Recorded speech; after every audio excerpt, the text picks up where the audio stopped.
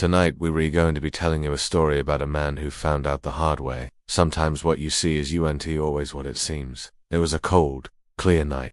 The kind of night where the street lights seem to glow a little dimmer, where the shadows from the lampposts stretch long and distorted on the wet pavement.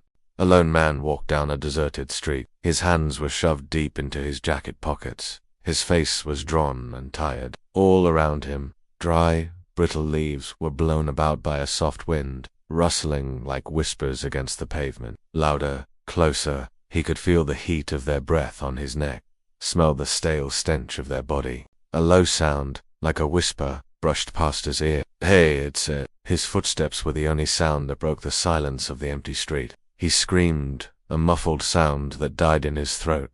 The screen went black. Not everything that follows you is human. For a moment, all you could hear was the sound of footsteps pounding on the pavement and ragged breathing in the darkness. Then, a whisper, cold and mocking, cut through the silence. "Too late," it said.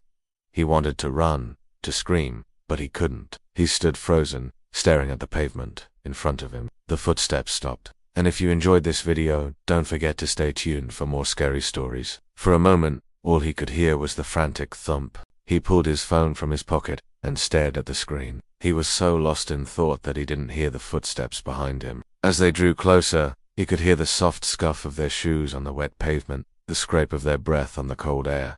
Fear pricked at the back of his neck.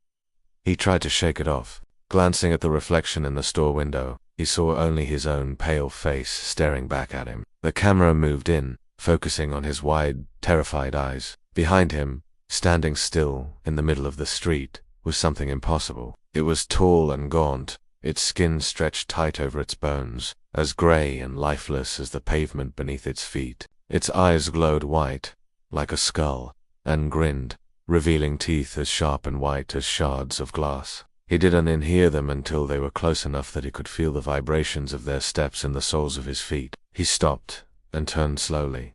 There was no one there. Hesitantly, he began to walk again.